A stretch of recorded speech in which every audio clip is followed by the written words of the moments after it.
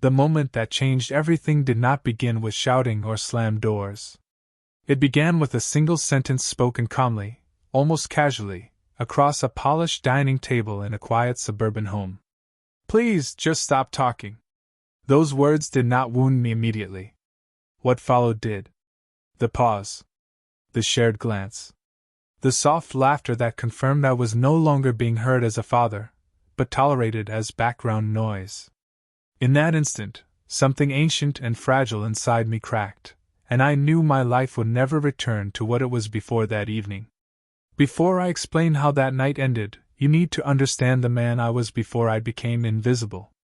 My name is Leonard Brooks, and for most of my life, I believed a father's purpose was simple: give everything, ask for nothing, and fade quietly once the work was done.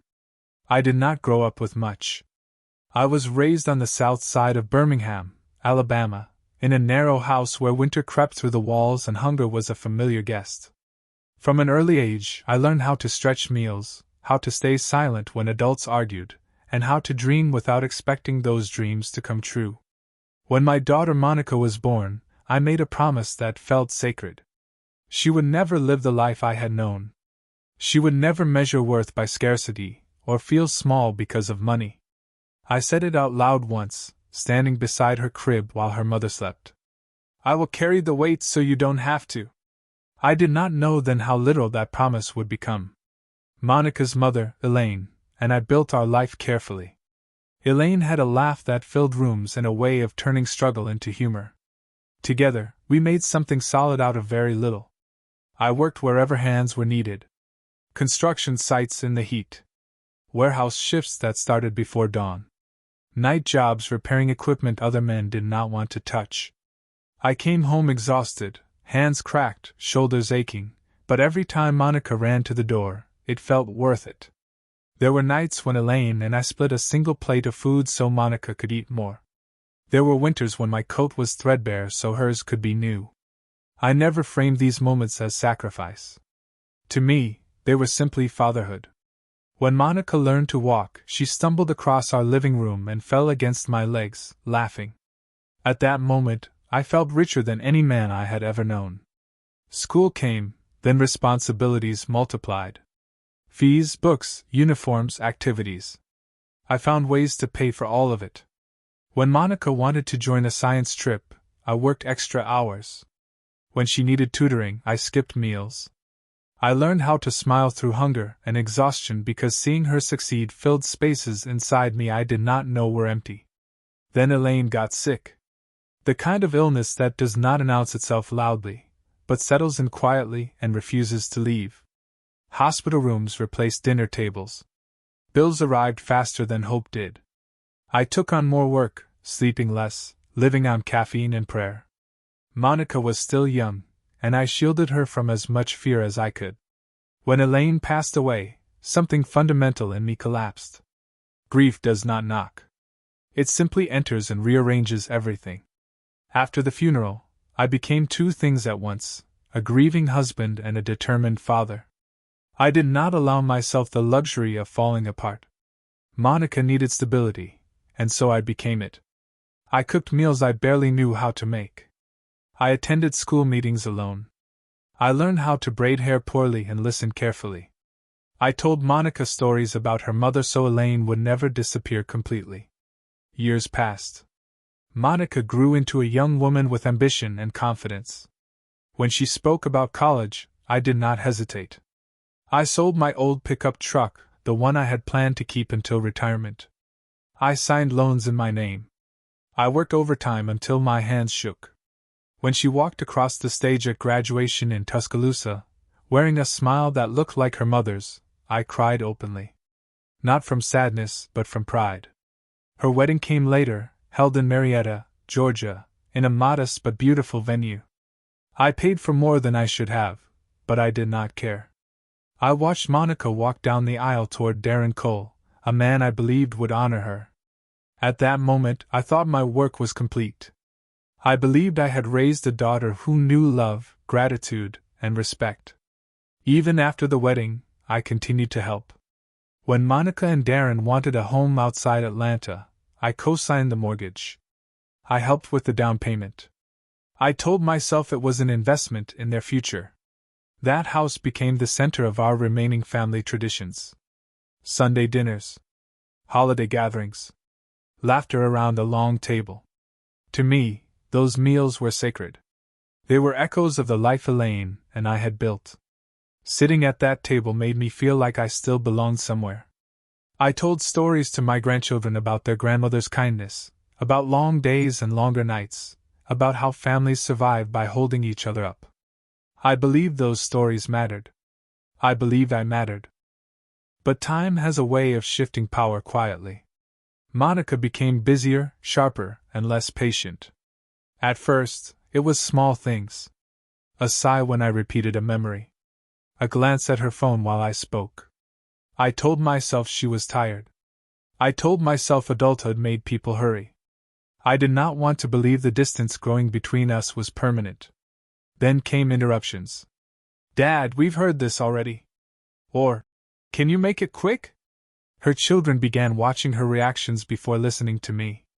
Darren smiled less, joked more, sometimes at my expense. I swallowed my discomfort and stayed silent. I had endured worse than indifference. I told myself that family endures seasons. I told myself love does not vanish overnight. I believed patience would restore what time had taken. I did not know then that patience, when mistaken for weakness, invites cruelty. The night everything changed arrived quietly. A simple dinner. A full table. A moment of calm conversation. I waited for an opening, then began to speak about Elaine, about something small but meaningful I remembered from years ago. I never finished the sentence. Monica's voice cut through the room, firm and final. "Please, just stop talking." The silence that followed was heavier than any argument. In that silence, I understood a truth I had avoided for years. I was no longer being listened to because I was no longer valued. I lowered my eyes and placed my fork down carefully. No one defended me. No one corrected her. The meal continued without me. And as I sat there, still and quiet, I felt something settle inside my chest. It was not anger. It was clarity. That night did not end at the table. It followed me out the door, into my car, and down the dark road home. By the time I reached my driveway, I knew something irreversible had begun. The man who built everything had finally been dismissed from it. And the decision forming in the silence of that car would change not only my life, but every life tied to mine. That night, sleep did not come easily. I lay awake in my small house in Decatur, Alabama, staring at the ceiling as memories replayed themselves without mercy. Monica's voice echoed again and again, not loud, not angry, just dismissive. It was not what she said alone that haunted me, but how naturally it came to her, as if silencing me required no effort at all. Morning arrived quietly. I brewed coffee I barely tasted and sat at the kitchen table long after the cup had gone cold. The chair across from me was empty, but in my mind, Elaine sat there as she once had, watching me with the kind of concern that needed no words. I imagined telling her what happened, imagining the way her expression would change. She would not have shouted. She would have gone still, and that stillness would have carried judgment. Over the following weeks, I paid closer attention to things I had previously excused. When Monica called, it was never to ask how I was feeling. It was to confirm paperwork, to clarify payments, to mention repairs on the house outside Atlanta. Conversations were short and transactional. I realized, slowly and painfully, that our relationship had become logistical rather than emotional. Sunday dinners continued, but they felt different. I arrived early as I always did, dressed neatly, carrying small gifts for the grandchildren. The house buzzed with activity, yet no one asked me to sit or help. I hovered on the edges of rooms, waiting to be directed like hired help rather than welcomed like family. At the table, conversations moved quickly. If I spoke, Monica redirected the discussion. If I paused, Darren filled the silence with jokes that landed just short of mockery. I noticed how often they exchanged glances when I talked, the kind people share when enduring something together. One evening, I brought an old photo album. It contained pictures of Elaine when she was young, of Monica as a child, of a life built piece by piece. I placed it gently on the coffee table, hoping the children might be curious. Monica glanced at it briefly and sighed. "Dad, we don't really have space for old things right now." She slid it aside without opening it. I nodded, though my throat tightened. Those pages held proof of love, struggle, history.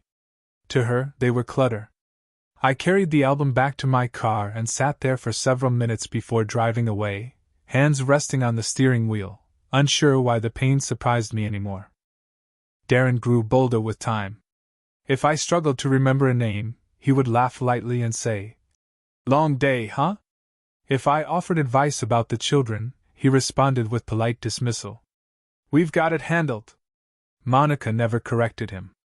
Silence became her agreement. I told myself not to react. I reminded myself of nights spent holding Monica when she cried, of mornings I walked miles to work so she could ride the bus. I told myself that love was patient, that respect could return. But something inside me began to withdraw, inch by inch. The final fracture did not come during a grand argument. It came on a quiet Thursday evening when I realized Monica had scheduled a family trip without mentioning it to me. I learned about it from one of the children, who asked if I would be joining them. Monica answered for me without looking up from her phone. "No, Grandpa will be fine here." "Fine." The words settled heavily in my chest. I smiled at the child and said nothing.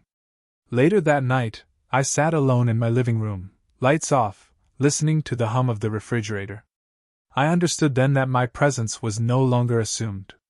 It was optional. That understanding led me somewhere I had avoided for years. I opened the drawer where I kept important documents. Deeds. Titles. Bank statements. Papers I had not looked at in a long time because I trusted the future I thought we shared. As I sorted through them, a realization emerged slowly and unmistakably. My name was still everywhere. On the mortgage. On the car title. On accounts Monica accessed freely. I had never transferred ownership fully. Not out of control, but out of habit, out of caution. Elaine had always believed in preparation. "Protect yourself," she used to say. "Even from the people you love." I sat there for hours, papers spread across the table, understanding something Monica had forgotten. I had grown quiet, not powerless. My silence had been mistaken for surrender. The next Sunday dinner confirmed everything. I arrived as usual, greeted politely, seated at the end of the table. Conversation flowed around me. When I spoke, Monica interrupted gently but firmly. "Let's keep things moving, Dad." Darren smiled into his glass. I stopped mid-sentence and nodded. The grandchildren avoided my eyes. I noticed how easily the table adjusted to my quiet. How little space my absence occupied even while I was present. That night, when dessert was served, Monica began discussing renovations. Costs. Contractors. Timelines. She spoke confidently, assuming my agreement, my support, my continued presence beneath everything. I listened carefully, feeling something steady replace the ache in my chest. When the evening ended, I stood and thanked them for dinner. Monica looked surprised, as if she had forgotten I was there. No one walked me to the door. I stepped outside into the cool air and paused on the porch, looking back once. The lights glowed warmly inside, but I felt no pull toward them. I drove home slowly, passing familiar streets that suddenly felt temporary. When I reached my house, I did not go inside immediately. I sat in the car, engine off, listening to the quiet. For the first time in years, the silence did not feel empty. It felt instructive. That night, I made a decision. Not out of anger. Not for revenge. But because dignity, once lost, does not return on its own. The next morning, I packed a small suitcase. Just enough for a few days. Clothes. Medication. Elaine's photograph. The folder of documents. I left the house tidy, lights off, door locked. There was no note. There was nothing left to say. I drove north without a destination, letting distance do its work. By afternoon, I checked into a modest hotel in Chattanooga, Tennessee. The clerk barely looked up as I signed my name. For the first time in decades, anonymity felt like relief. In that quiet room, I sat on the edge of the bed and looked at Elaine's photograph. "I stayed longer than I should have," I said aloud. The words surprised me with their calm. That evening, I made one phone call. My attorney, Harold Whitman, answered with his usual steady tone. When I told him I needed to make immediate changes, he did not ask why. He asked how soon I wanted them done. "As soon as possible," I said. And as I hung up the phone, I felt the final thread of hesitation fall away. Monica believed she had silenced me. What she did not know was that silence, when chosen, carries consequences. By the time night settled over the city, the path forward was clear. The table where I had been dismissed no longer defined me. Something was ending, yes, but something else, something firmer, was beginning. The next morning in Chattanooga arrived with pale sunlight slipping through thin curtains. I woke earlier than usual, not from habit, but from resolve. For the first time in years, there was no schedule to meet, no family obligation waiting for me. The quiet felt earned. I showered, dressed carefully, and sat at the small desk in my room as if preparing for an important meeting. In many ways, I was. Harold called before I reached for the phone. His voice was calm, efficient. He had already reviewed the documents I emailed the night before. "Leonard," he said, "you're well within your rights. Nothing here is complicated. It's simply been postponed." His words carried no judgment, only clarity. Over the next few days, paperwork replaced doubt. Titles were reviewed. Accounts were separated. Automatic payments were redirected. The mortgage on the house outside Atlanta was still legally tied to me, and I had every right to act. Harold laid out options carefully, never rushing me. Each signature I placed felt less like retaliation and more like restoration. I did not block Monica's number. I did not announce what I was doing. I allowed events to move quietly, the same way my dignity had eroded, slowly, without spectacle. By the third day, notices had been sent. By the fourth, changes were in motion that could not be ignored. I returned home briefly to gather more personal belongings. The house in Decatur felt different now. Not lonely, but neutral. I packed books, tools, and the rest of Elaine's keepsakes. I took my time, respecting the life that had existed there. Before leaving, I stood in the doorway and whispered goodbye, not to the building, but to the version of myself that had waited too long. The first call came 2 days later. Monica's name lit up my phone while I was eating lunch at a quiet diner off the highway. I watched it ring until it stopped. Minutes later, a message arrived, brief and confused. She asked if I had changed something with the mortgage. I finished my meal before responding. When I finally called back, I kept my voice steady. Monica did not. She spoke quickly, her words sharp with disbelief. "Why would you do this without telling us?" she demanded. I waited for her to finish before answering. "Because you stopped including me long ago," I said simply. The line went quiet. For a moment, I thought the call had dropped. Then she laughed lightly, as if I were joking.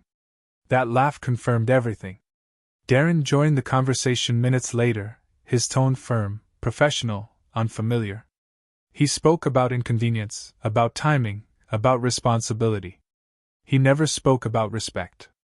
I listened without interruption.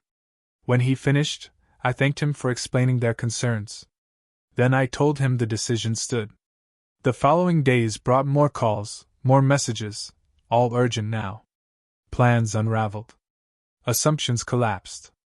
The confidence that once dismissed me had been replaced with irritation, then worry. I did not argue.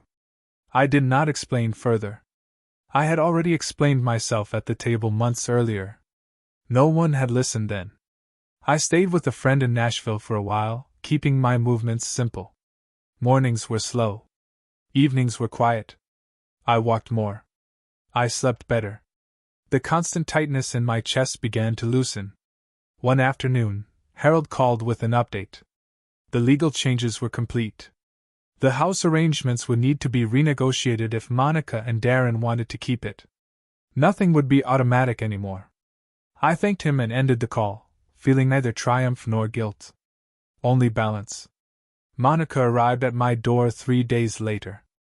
I recognized her car before she knocked. When I opened the door, she looked smaller somehow, stripped of certainty. She did not sit immediately. She stood, arms crossed, scanning the room as if searching for the father she remembered. "You didn't have to do this," she said. Her voice was softer now. I gestured for her to sit, and she did. The silence stretched between us, heavy but honest. "I tried to tell you," I replied. "For a long time." My words were not loud.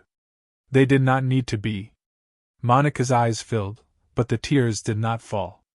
She spoke about stress, about life moving fast, about not meaning to hurt me. I listened carefully, the way I always had. When she finished, I nodded. "Intent doesn't erase impact," I said. The sentence surprised her. It surprised me too. She asked what I wanted now.